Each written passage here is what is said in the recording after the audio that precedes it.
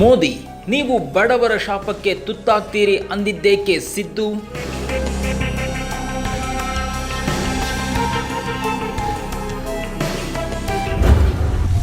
ಬಡವರಿಗಾಗಿ ಅಹಿಂದರಾಮಯ್ಯ ಅಕ್ಷರಶಃ ಬಿಕ್ಕಳಿಸಿ ಅತ್ತು ಬಿಟ್ರ.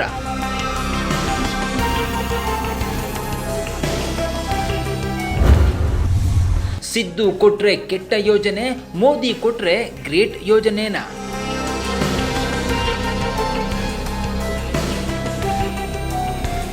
ಪ್ರಧಾನಿ ಮೋದಿಯವರೇ, ಸಿಎಂ ಯಡಿಯೂರಪ್ಪನವರೇ, ನೀವು ನಿಜಕ್ಕೂ ಬಡವರ ಶಾಪಕ್ಕೆ, ಬಡವರ ಹಸಿವಿಗೆ, ಬಡವರ ನೋವಿಗೆ, ಬಡವರ ಸಂಕಟಕ್ಕೆ ತುತ್ತಾಗ್ತೀರಿ.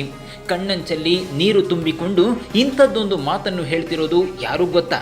ಬಡವರ ಕಷ್ಟ, ಬಡವರ ನೋವು, ಬಡವರ ಹಸಿವು, ಬಡವರ ಯಾತನೆ ಗೊತ್ತಿರೋ ಒನ್ನಂಡು ಸಿದ್ದರಾಮಯ್ಯ. ಹೌದು, ಅಹಿಂದರಾಮಯ್ಯ ಬಡವರಿಗಾಗಿ ಸರ್ಕಾರದ ವಿರುದ್ಧ ಅಬ್ಬರಿಸುತ್ತಿದ್ದಾರೆ. ಅಷ್ಟಕ್ಕೂ ಬಡವರ ರಾಮಯ್ಯ ಹೇಳಿದ್ದೇನು ಗೊತ್ತಾ? ಸಿದ್ದು ಬಿಟ್ಟ 6 ವಾಗ್ಬಾಣಗಳನ್ನೇ ತೋರಿಸ್ತೀವಿ. ಅದಕ್ಕೂ ಮುನ್ನ ಕರ್ನಾಟಕ ಸ್ಟುಡಿಯೋ ಸಬ್ಸ್ಕ್ರೈಬ್ ಮಾಡಿ, ಪಕ್ಕದಲ್ಲೇ ಇರೋ ಬೆಲ್ ಐಕಾನ್ ಒತ್ತಿ.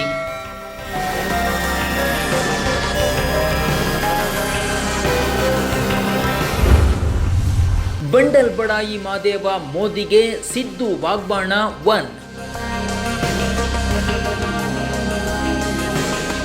ಭಾನುವಾರ ಮತ್ತೊಮ್ಮೆ ಪ್ರಧಾನಿ ಮೋದಿ ಮನ್ ಕಿ ಬಾತ್ ಹೆಸರಿನಲ್ಲಿ ಪ್ರವಚನ ಮಾಡಿದ್ದಾರೆ.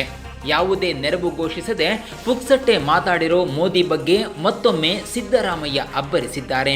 ಹಾಗಾಗಿಯೇ ತಮ್ಮ ಮೊದಲನೇ ಟ್ವೀಟ್ನಲ್ಲಿ ಮೋದಿಯವರನ್ನ ಬಂಡಲ್ ಬಡಾಯಿ ಮಾದೇವ ಅಂತ ಕರೆದಿದ್ದಾರೆ. ಲಸಿಕೆ ಪಡೆಯುವುದನ್ನು ಪ್ರೋತ್ಸಾಹಿಸಬೇಕಾದ ಬಿಜೆಪಿ ಸರ್ಕಾರ ಅದರ ಬೆಲೆ ಏರಿಸಿ ಜನತೆ ಅದನ್ನು ಪಡೆಯದಂತೆ ಮಾಡಲು ಹೊರಟಿದೆ. ನರೇಂದ್ರ ಮೋದಿಯವರೇ, ಟೀಕಾ ಉತ್ಸವನಂತಹ ಬಾಯಿ ಬಡಾಯಿಯನ್ನು ಬಿಟ್ಟುಹಾಕಿ ಮೊದಲು ಎಲ್ಲರಿಗೂ ಉಚಿತವಾಗಿ ಲಸಿಕೆ ನೀಡಿ ಅನ್ನೋ ಮೂಲಕ ಮೋದಿಗೆ ಸರಿಯಾಗಿ ಜಾಡಿಸಿದ್ದಾರೆ ಸಿದ್ದರಾಮಯ್ಯ. ಸಿದ್ದು ಇಂಥದ್ದೊಂದು ಮಾತಾಡೋದಕ್ಕೆ ಕಾರಣವೂ ಇದೆ. ಮೋದಿ ಸರ್ಕಾರ ಲಸಿಕೆಯ ಬೆಲೆಯನ್ನು ನಿಯಂತ್ರಿಸೋದಕ್ಕೆ ಆಗದೆ ಕೈಕಟ್ಟಿ ಕುಳಿತಿದೆ. ಆದರೆ ಕೋವ್ಯಾಕ್ಸಿನ್ ಹಾಗೂ ಕೋವಿಶೀಲ್ಡ್ ಲಸಿಕೆಗಳ ಬೆಲೆ ವಿಶ್ವದಲ್ಲೇ ದುಬಾರಿಯಾಗಿದೆ. ಈ 2 ಲಸಿಕೆಗಳು ಭಾರತದಲ್ಲೇ ಉತ್ಪಾದನೆ ಆದರೂ ಸಹ ಭಾರತೀಯರಿಗೆ ಅತಿ ಹೆಚ್ಚು ಬೆಲೆಗೆ ಮಾರುತ್ತಿವೆ. ಕೊನೆಯ ಪಕ್ಷ ಬೆಲೆಯನ್ನು ನಿಯಂತ್ರಿಸದೆ ಮೋದಿ ಸರ್ಕಾರ ಸುಮ್ಮನಿದೆ.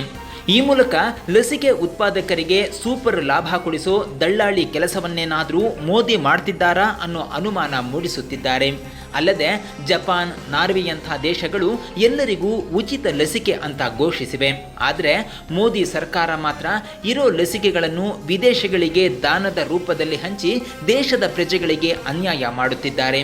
ಇದೇ ಕಾರಣಕ್ಕೆ ಸಿದ್ದರಾಮಯ್ಯ ಮೋದಿ ವಿರುದ್ಧ ಅಬ್ಬರಿಸುತ್ತಿರೋದು.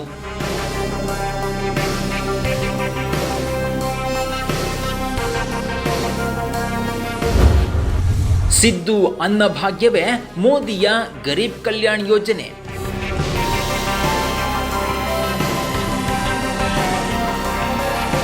ಸಿದ್ದರಾಮಯ್ಯ ಬಡಜನ ಹಸಿದು ಮಲಗಬಾರದು ಅಂತ ಸಿಎಂ ಆದ ಕೆಲವೇ ಗಂಟೆಯಲ್ಲೇ ಅನ್ನಭಾಗ್ಯ ಯೋಜನೆ ಘೋಷಿಸಿದ್ರು. ಕೊರೋನಾ ಸಂಕಷ್ಟ ಕಾಲದಲ್ಲಿ ಬಡವರು ಉಪವಾಸ ಬೀಳದೆ ಹೊಟ್ಟೆ ತುಂಬ ಉಂಡು ಮಲಗೋದಕ್ಕೆ ಕಾರಣವಾಗಿದ್ದು ಸಿದ್ದು ಅನ್ನಭಾಗ್ಯ.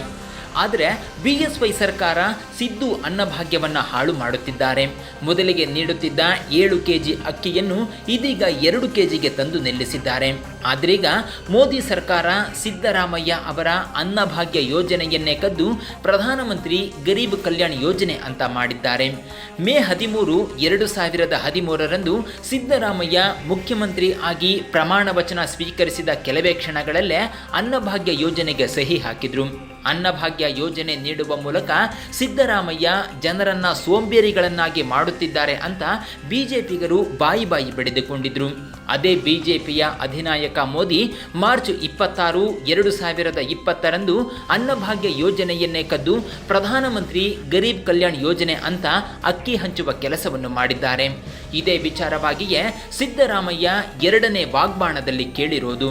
ಅನ್ನಭಾಗ್ಯ ಯೋಜನೆ ಎಂದರೆ ಉರ್ಕೊಳ್ತಿದ್ದ ಮತ್ತು ಆ ಯೋಜನೆಗೆ ಕಲ್ಲು ಹಾಕಲು ಪ್ರಯತ್ನಿಸುತ್ತಿದ್ದ ಕರ್ನಾಟಕದ ಬಿಜೆಪಿ ನಾಯಕರು ಈಗ ಪ್ರಧಾನಿ ಘೋಷಿಸಿರುವ 2 ತಿಂಗಳ ಕಾಲ 5 ಕಿಲೋ ಅಕ್ಕಿ ನೀಡುವ ಯೋಜನೆಯನ್ನು ಕೊಂಡಾಡುತ್ತಿರುವುದು ತಮಾಷೆಯಾಗಿದೆ. ಇಂಥದ್ದೊಂದು ಟ್ವೀಟ್ ಮೂಲಕ ಬಿಎಸ್ವೈ ಹಾಗೂ ಬಿಜೆಪಿ ನಾಯಕರ ಇಬ್ಬಗೆಯ ನೀತಿಯ ವಿರುದ್ಧ ಕುಟುಕಿದ್ದಾರೆ.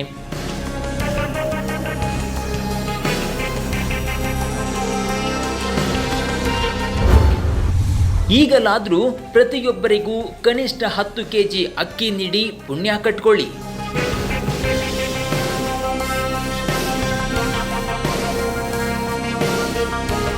ನಿಜಕ್ಕೂ ಸಿದ್ದರಾಮಯ್ಯ ಬಡವರ ಬಗ್ಗೆ ಹೊಂದಿರೋ ಬದ್ಧತೆಗೆ ಮೋದಿ ಪ್ರಶಂಸಿಸಬೇಕಿತ್ತು. ವೋಟ್ಗಾಗಿ, ಅಧಿಕಾರಕ್ಕಾಗಿ, ಮಕ್ಕಳಿಗಾಗಿ, ಕುಟುಂಬಕ್ಕಾಗಿ ಕಣ್ಣೀರು ಹಾಕೋ ಸಾಕಷ್ಟು ನಾಯಕರಿದ್ದಾರೆ. ಆದರೆ ಬಡವರಿಗಾಗಿ ಕಣ್ಣೀರು ಹಾಕುವಂಥ ಏಕೈಕ ನಾಯಕ ಸಿದ್ದರಾಮಯ್ಯ ಮಾತ್ರ. ಹಾಗಾಗಿಯೇ ಸಿದ್ದು 3, 4 ಹಾಗೂ 5ನೇ ವಾಗ್ಬಾಣಗಳು ಮೋದಿ ಸರ್ಕಾರ ಹಾಗೂ BSY ಸರ್ಕಾರದ ಬಡವರ ವಿರೋಧಿ ನೀತಿಗಳನ್ನು ಖಂಡಿಸುವಂತಿದೆ. ಪದೇ ಪದೇ ಸಿದ್ದರಾಮಯ್ಯ ಬಡವರಿಗೆ ಪ್ರತಿ ತಿಂಗಳು 10 ಕೆಜಿ ಅಕ್ಕಿ ಕೊಡಿ ಅಂತ ಹೇಳುತ್ತಲೇ ಇದ್ದಾರೆ. ಆದರೆ BSY ಸರ್ಕಾರ ಮಾತ್ರ 7 ಕೆಜಿ ಅಕ್ಕಿಯನ್ನು 2 ಕೆಜಿಗೆ ತಂದು ನಿಲ್ಲಿಸಿದೆ. ಈ ಘನಂದಾರಿ ಆದೇಶವನ್ನು ಹಿಂಪಡೆಯಿರಿ ಅಂತ ಸಿದ್ದರಾಮಯ್ಯ ಒತ್ತಾಯಿಸುತ್ತಲೇ ಇದ್ದಾರೆ. ಅನ್ನಭಾಗ್ಯ ಯೋಜನೆಯನ್ನ ನಿಲ್ಲಿಸಲು ಶತಪ್ರಯತ್ನ ಮಾಡುತ್ತಿರುವ ರಾಜ್ಯ ಸರ್ಕಾರ ಹಲವಾರು ಜಿಲ್ಲೆಗಳಲ್ಲಿ ತಿಂಗಳಿಗೆ 5 ಕಿಲೋ ಅಕ್ಕಿ ಬದಲಿಗೆ 2 ಕಿಲೋ ಅಕ್ಕಿ ನೀಡುತ್ತಿದೆ. ಕರ್ನಾಟಕದ ಮುಖ್ಯಮಂತ್ರಿಗಳೇ ಈ ಅನ್ಯಾಯವನ್ನ ತಕ್ಷಣ ಸರಿಪಡಿಸಿ ಬಡವರ ಶಾಪಕ್ಕೆ ಈಡಾಗಬೇಡಿ ಅಂತ ಸಿದ್ದರಾಮಯ್ಯ ಟ್ವೀಟ್ ಮಾಡಿದ್ದಾರೆ. ನಿಜಕ್ಕೂ ಸಿದ್ದರಾಮಯ್ಯರ ಈ ಟ್ವೀಟನ್ನು ಜನ ಸೂಕ್ಷ್ಮವಾಗಿ ಗಮನಿಸಬೇಕು. ಪದೇ ಪದೇ ಬಡವರ ಅನ್ನ, ಆರೋಗ್ಯದ ಬಗ್ಗೆ ಮೋದಿಯನ್ನೇ ಕೆಡವಿಕೊಂಡು ಗುನ್ನ ಇಕ್ಕುತ್ತಿರೋ ಏಕೈಕ ನಾಯಕ ಸಿದ್ದರಾಮಯ್ಯ ಮಾತ್ರ. ಈಗಲೂ ಕೂಡ ಪ್ರಧಾನಿ ಮೋದಿ ವಿರುದ್ಧ ಧ್ವನಿ ಎತ್ತುವ ಮೂಲಕ ಬಡವರ ಆರೋಗ್ಯ ಹಾಗೂ ಅನ್ನಕ್ಕಾಗಿ ಸಿದ್ದರಾಮಯ್ಯ ಅಬ್ಬರಿಸುತ್ತಲೇ ಇದ್ದಾರೆ.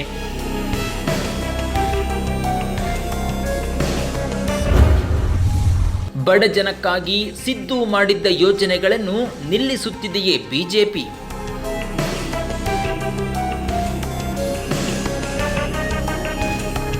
ರಾಜ್ಯದಲ್ಲಿ ತಲಾ 7 ಕೆಜಿ ಅಕ್ಕಿ ತಿಂದು ಸಿದ್ದರಾಮಯ್ಯನ ವಿರುದ್ಧವೇ ಮತ ಹಾಕಿದ ಮತದಾರ ಕೂಡ ಇವತ್ತು ಬಿಜೆಪಿಯನ್ನ ಶಪಿಸುತ್ತಿದ್ದಾನೆ. ಶಾಲೆಯಲ್ಲಿ ಸರ್ಕಾರ ಕೊಟ್ಟ ಶೂ ಹಾಕಿಕೊಂಡು ಹಾಲು ಕುಡಿದು ಬಿಸಿಯೂಟ ತಿಂದ ಏನು ಅರಿಯದ ಕಂದಮ್ಮಗಳಿಗೂ ಬಿಜೆಪಿಯ ಬಂಡತನ ಅರ್ಥವಾಗಿದೆ. ಆದರೆ ಮೋದಿಯ ಅಂಧಭಕ್ತರು ಈ ಕ್ಷಣವೂ ಆಮ್ಲಜನಕ ಸಿಗುತ್ತಿಲ್ಲ ಅಂದ್ರೂ ಮೋದಿ ಮೋದಿ ಜೈ ಶ್ರೀರಾಮ್ ಅನ್ನೋ ಮೂಲಕ ಮೋದಿಯೇ ಗ್ರೇಟ್ ಎನ್ನುತ್ತಿದ್ದಾರೆ. ಆದರೆ BSY ಸರ್ಕಾರ ಹಾಗೂ ಮೋದಿ ಸರ್ಕಾರ ಸಿದ್ದರಾಮಯ್ಯ ಬಡವರಿಗಾಗಿ ಜಾರಿಗೆ ತಂದಿದ್ದ ಅನ್ನಭಾಗ್ಯ, ಕ್ಷೀರಭಾಗ್ಯ, ಇಂದಿರಾ ಕ್ಯಾಂಟೀನ್, ಮಾತೃಪೂರ್ಣ ಯೋಜನೆಗಳನ್ನು ಹಳ್ಳ ಹಿಡಿಯೋಕೆ ಬಿಟ್ಟಿದ್ದಾರೆ. ಯಾಕೆ? ಅನ್ನಭಾಗ್ಯದಿಂದ ರಾಜ್ಯದ ಜನಕ್ಕೆ ಅನ್ಯಾಯವಾಗಿದೆ. ಬಡವರ ಮಕ್ಕಳು ಹಾಲು ಕುಡಿಯೋದು ತಪ್ಪ? ಕಡು ಬಡವರು ಹೊಟ್ಟೆ ತುಂಬ ಅನ್ನ ತಿನ್ನೋದು ತಪ್ಪ? ಬಡ ಗರ್ಭಿಣಿಯರು ಪೌಷ್ಟಿಕ ಆಹಾರ ತಿನ್ನದೆ ಸಾಯಬೇಕಾ? ನಗರಗಳಲ್ಲಿರೋ ಬಡವರು ಕಡಿಮೆ ವೆಚ್ಚಕ್ಕೆ ಹೊಟ್ಟೆ ತುಂಬ ಊಟ ಮಾಡೋದು ತಪ್ಪ? BSY ಹಾಗೂ ಮೋದಿ ಈ ಇಬ್ಬರಿಗೂ ಬಡವರು ನೆಮ್ಮದಿಯಾಗಿ ಇದ್ರೆ ಇಷ್ಟವಾಗೋದಿಲ್ಲವೇ? ಇದೇ ವಿಚಾರವನ್ನೇ ಸಿದ್ದರಾಮಯ್ಯ ಪ್ರಶ್ನಿಸುತ್ತಿರುವುದು. ಇದೇ ಕಾರಣಕ್ಕೆ ಮೋದಿ ಹಾಗೂ BSY ಸರ್ಕಾರಕ್ಕೆ ಬಡವರ ಶಾಪ ತಟ್ಟುತ್ತೆ ಅನ್ನೋದನ್ನ ಸಾರಿ ಸಾರಿ ಹೇಳುತ್ತಿರುವುದು.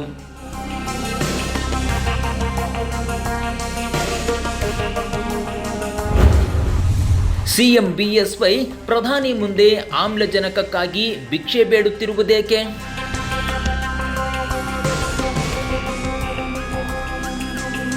ಪ್ರಧಾನಿ ಮೋದಿ ಕಿಸಿದು ದಬಾಕುತ್ತಾರೆ.